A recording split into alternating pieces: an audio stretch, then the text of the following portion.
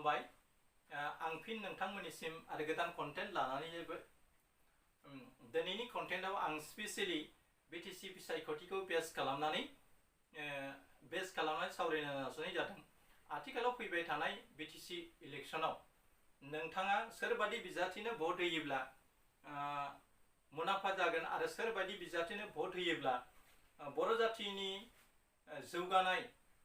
जौगानाय आरो गोग्लैसोनाया फैगोन बेखौ नोजोरथि बोनानै फैबाय थानाय 22 सेप्तेम्बर 2025 नि बिसायख'थिया खोब बर'फोरनि थाखाय अग्नि परीक्षा थामहिनबा अरनि आनजाद होननानै बुंनांगोन। मानोना दिनै माखासे बर' दैदेनगिरि आरो लाइमोनफोरखौ सोलिबाय थानाय बा थांनाय बुब्लिनि सरकारा दिनैनि लाइमोनफोरखौ जाबादि थाखानि लालच दिन्थिनानै जाबादि बर'फोरनि गेजेराव गावजों गाव बिदा फंबायनि गेजेरावनो दावराव दावसि दानलाय सुलाय आरो बियो बैनि केम्पखौ गाग्लोबनाय थासारि आरो गारि मटर देख्रुबनाय बेफोरबायदि थासारिया जा दुंहाव थासारिखौ बुंनो थाङोब्ला बिथां प्रमद बर'नि इउपिपिएल हान्जानि मानसिफ्रानो खालामबाय थानायखौ जोङो ससियेल मिडियानि गेजेरजों नुबाय थादों। इभेन इउपिपिएल दोलोनि मावथि मोनसे समनि दैदेनगिरि लाइमोन गांखंनि आफादगिरि बिथां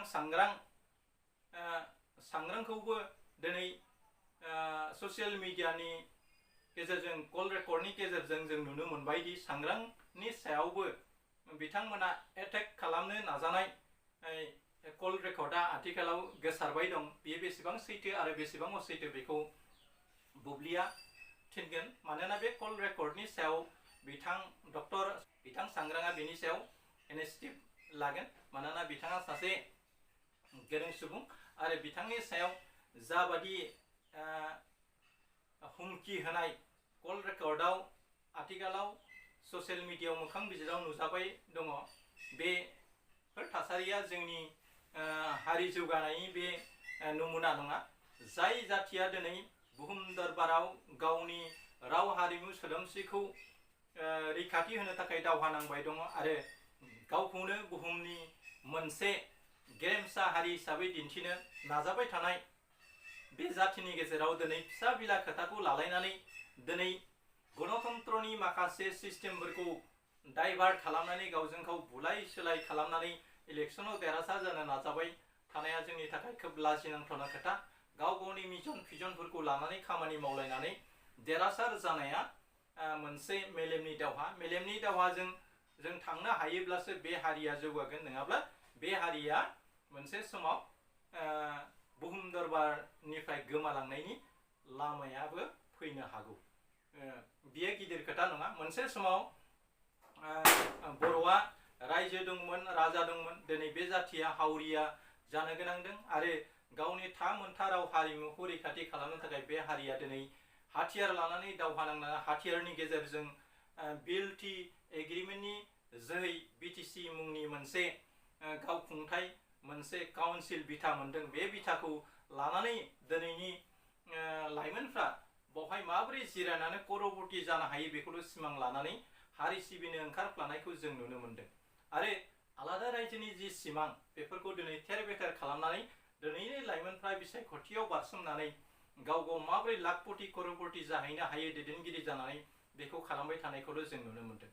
नाथाय आलादा रायजो मोनाब्ला जोंहा मा खहा दं बेखौ जोंनि लाइमोनफ्रा बुजिनायनि गोनांथि दङ। आरो बे बुहुम दरबाराव दिनै गावखौ गायसननाय मोनसे जाथिया दिनै फिसा बिला खोथाखौ लानानै BTC बादि मोनसे इलेक्शनाव दिनै बियो बैखौ गाग्लोबनाय बा टकन सिखा रुवा लानानै बबेबा केम्पिं खालामनो हायि बेफोरबायदि थासारि जों नुबाय दङ। बेयो जानो नाङा। आथिखालनि थासारियाव स्पेसियेलि इउपिपिएलनि जि सरकार बे सरकारनि जि मिशन आरो भिजन डकुमेन्टआव लिरनाय दंमोन बिथांमोना मोनसेबोखौनो मावखानो हायाखै। बेखौ रायजो राजाफ्रा मिथिखागौ। मिथिनायनि जाउनावनो दिनै रायजो राजाफ्रा बैफोर मोनथायफोरखौ मोनैनि खारनावनो दिनै बिथां प्रमद बर'नि सायाव खुदिखांनाय फैदों आरो प्रमद बर'खौ माबोरै BTCनिफ्राय उदखार खालामनो हायो बेखौ नोजोरथि बोनानै आथिखालनि लाइमोन आरो मेलेमजिबिफ्रा खामानि मावबाय थानायखौ जों नुनो मोनदों।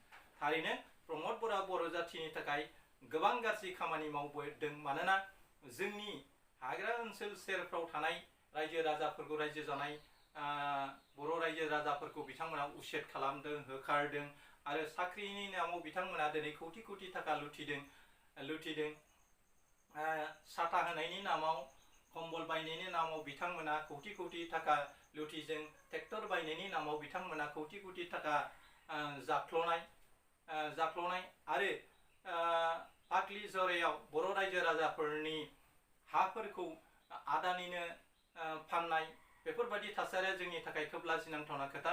दिनै बर'फ्रा हानि थाखायनो सेपारेट स्टेट अफ बड'स आलादा रायजोखौ नागिरदों, नाथाय बे हायानो रैखाथि गैयाब्ला दिनै बर'फ्रा बड'लेण्ड नागिरनायनि मा ओंथि थानो हागौ। बेनिखायनो जोंनि बर' राजाफ्रा दिनै मिथिबाय, दिनैनि माखासे लाइमोन दैदेनगिरिफ्रा बड'लेण्डखौ मोनसे क्राउन पलिटिक्स थामहिनबा मन्त्रि एमएलए जानायनि मोनसे फर्मुला हिसाबैल' बाहायबोबाय थानायखौ जों नुनो मोनदों।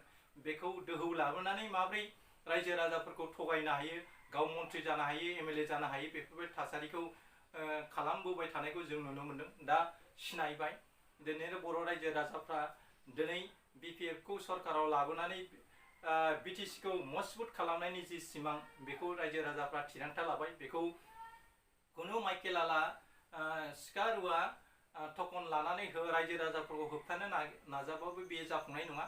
मानोना सैथोआ सैथो, बियो सानसेबाबो देरहासार जायो। मानोना बिथां हाग्रामा महिलारिनि दैदेननायाव बिटिसि ओनसोलाव गोबां स्कुल कलेज इउनिभार्सिटि लामा दालां आरो बान्दो गोबां जौगालु हाबाफारिया जादोंमोन। दिनै बिथां प्रमद बर'नि दिनाव मोनबो मख'थावना मावफुंनाय हाबाफारिखौ जों नुनो मोनाखै। बेनिखायनो रायजो राजाफ्रा दिनै बिथां प्रमद बर'नि जि गोदै सालायाव सिनि लानानै सोलास्लिब खोथा बुंनानै बर' रायजोखौ थगायनायखौ दिनै सहायनो हायाखै, जायनि जाउनाव बिथाङा गावनि गयबारि समस्तियाव जेनगोन बादिखौ नुनानै दिनै बिथाङा दतमा बायदि जायगायाव थांनानै सालानि दैदेनगिरि जाहैनो नाजादों आरो दतमानि रायजो राजाफ्रा दि बिथां प्रमदखौ फोथायनानै भट होगोन बे जानो हाया। मानोना प्रमदआ दिनै बिटिसिआव 5 बोसोर चिफ जानायनि उनाव बिथाङा जाबादि दोहोन सम्पति आरजिबाय बेखौ बयबो रायजो राजाफ्रा मिथिगौ आरो बिथाङा गावनि शपथनामा थामहिनबा एफिडेभिटआव गावनि सम्पतिखौ सिखोमानानै बिथाङा नमिनेसन होदों। दा बेखौ गोबां बिजोंफ्राव थामहिनबा टिभिफ्राव बेनि सायाव फोसावनायखौ जों नुनो मोनदों आरो बिनि जाय केन्डिडेटआ गावनि सम्पतिखौ सिखोमानायल' नङा, जाय मानसिया गावनि डिग्रिखौनो थगायनानै दुलाराय बर' फरायसा बादि आफादाव दिनै 10 बोसोरसो बिथाङा आफादगिरि जाबोबाय थादों। मानोना दुलाराय बर' फरायसा आफादाव सासे पिइउ पास एबा हायार सेकेन्डारि पास सुबुङा प्रेसिडेन्ट जानो हाया। दा बियो खोब लाजिनांथावना। गावनि डिग्रिखौनो जाय मानसिया सिखोमाना दोननो हायो आरो हाजार लाख बर'फोरखौ थगायनो हायो, बेबायदि सुबुङा बर' रायजोखौ थगायनायाबो गेदेर खोथा नङा। बेनिखायनो जाय सुबुङा दिनै गुबुन माहारिनि मानसिखौ हाबा लानायनि उनावबो बिथाङा सासे हिनजावखौनो पारमानेन्टलि दखना गानहोनो हायाखै, बियो लाख बर' रायजो राजाफोरखौ माबोरै रैखाथि होनो हायो। बेनिफ्रायनो फोरमान जायोदि प्रमद बर'आ बर' जाथिखौ दैदेननो हानाय लागाम बिथांनाव गैया। बिथाङा खालि खोथाखौ मेर फाखायनानै खोथा बुंनो हागौ, नाथाय बिथांनि आखायाव जादु गैया।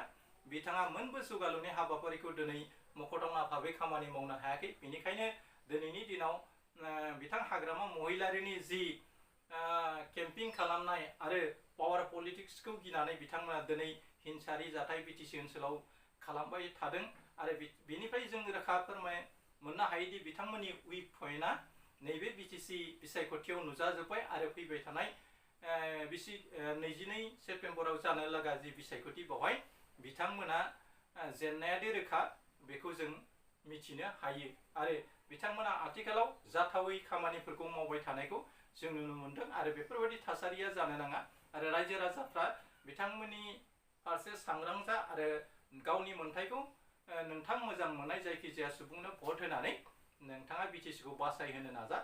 जोबथा बुब्लियाव जायफ्रा गोदान बिथांमोना आंनि JSP Advice 365 फेसबुक पेज आरो इउटुब चेनेलखौ साबस्क्राइब खालामना ला, जाहाथे आंनि भिडिअआ नोंथांनि साखाथियाव सहैनो हायो बेखौ नोजोरथि बोनानै दिनै कन्टेन्टखौ आं बेखिनियावनो फोजोबनाय जाबाय। एसेनोसै, गोजोन्थों, खुलुमबाय। जै बर' हारि, जै बर'।